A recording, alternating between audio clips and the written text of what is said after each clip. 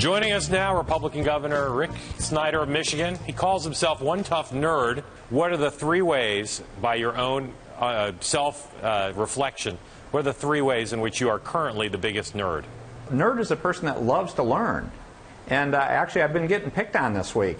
Over the weekend, again, we have a lot of things to do, but I actually spent time going through and looking at unemployment rates and poverty rates for the 83 counties of Michigan, and then I mapped them out because I didn't think we were working fast enough on finding the most impoverished places in Michigan. So I decided I'd do my own version and compare it to the results my team was coming up with. I think most people would probably put that in the nerd category. And what about in terms of like your personal hobbies away from work? Are you nerdy in any way?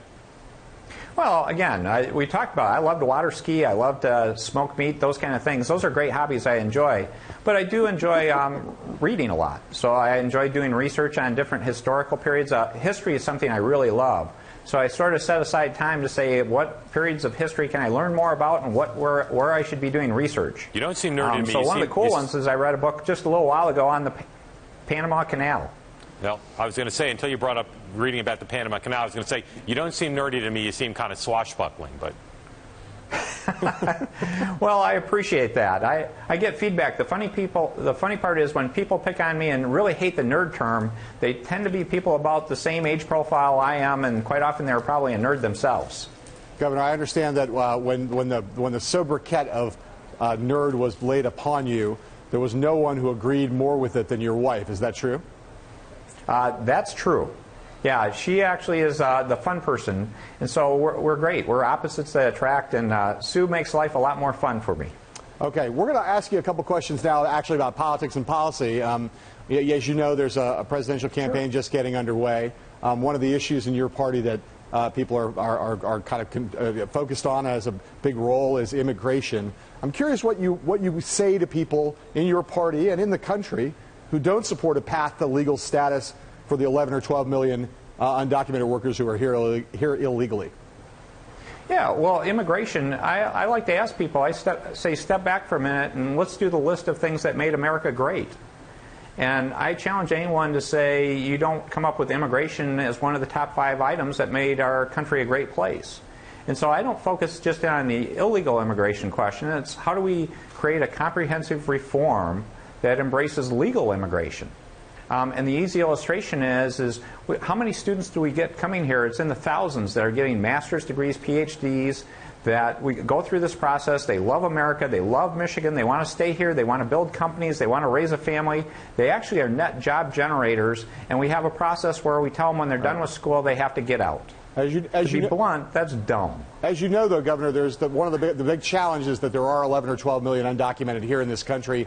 There are many people in your party who think that they should not be given a pathway to either citizenship or legal status. What's your posture with what to do about those people? Because it is the really thorniest issue facing the question as we approach immigration reform.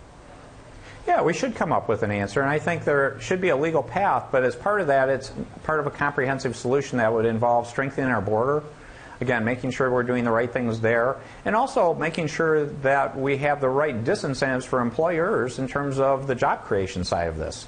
If they perceive there's jobs and people are not following the rules from the employer side, we need to make sure we have a better system to crack down on that, because again, we want to make sure that people here legally are the ones taking jobs in our country being successful.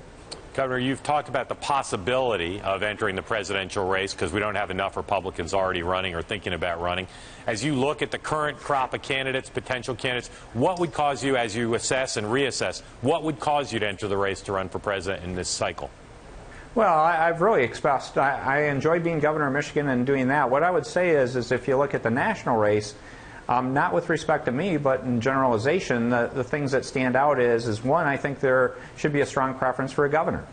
Governors have the executive experience to show they have the ability to make decisions. It's the best training ground and background for being a president. All right, Governor, I'm going to interrupt you for a second. In addition to that sorry, Governor, if I interrupt you, just like there are lots of governors and former governors who are likely to run.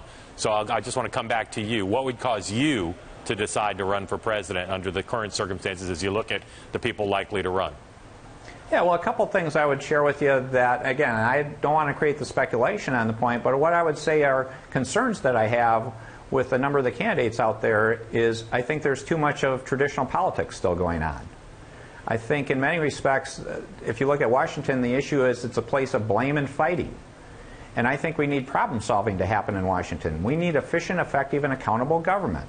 We need government to work for hardworking citizens.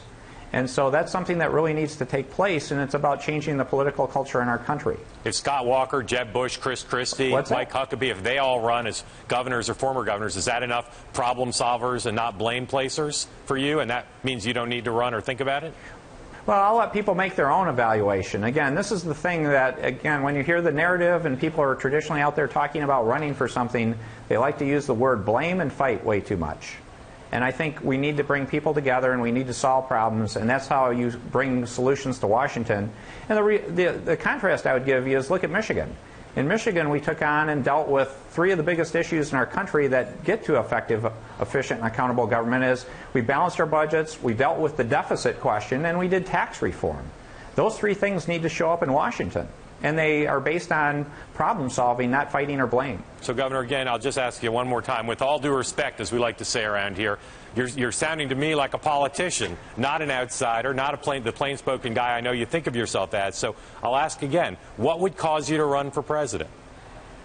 Well, again, the real issue is there a need to bring a different approach and attitude to Washington?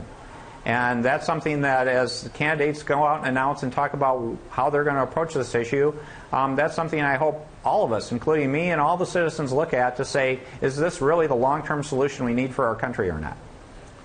Governor, there was a controversy a couple weeks ago about a religious freedom law down in Indiana. I know you came out and said that you would veto such a bill in Michigan unless it was also paired with an anti-discrimination law, a broader anti-discrimination law.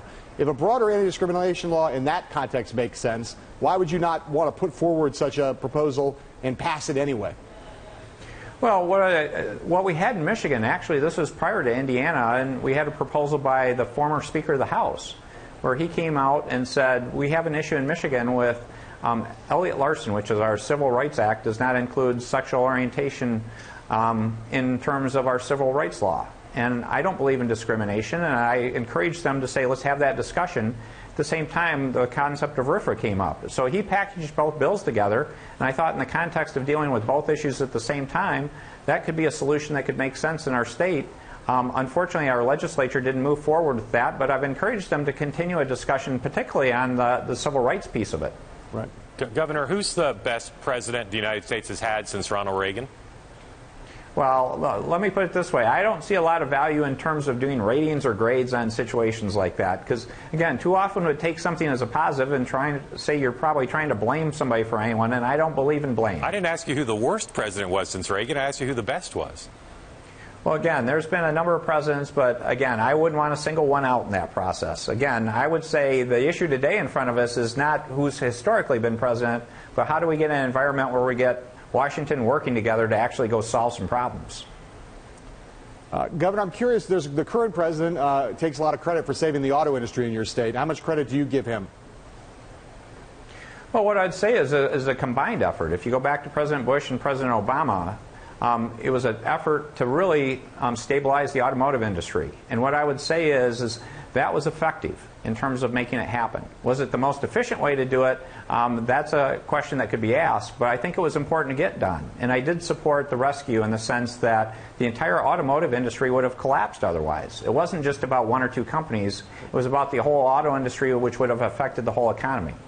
That was successful. What I would say from that point on is I think much of the credit should go to the great hardworking people in these auto companies for really redoing who they are, really reinventing themselves and coming out with tremendous products that are very popular and exciting today, and changing their business models enough to learn how to be much more efficient about providing great vehicles, being profitable, being successful, and sharing that with hardworking employees. I think I heard you say that Barack Obama deserves at least some credit for saving the auto industry in Michigan in there, right?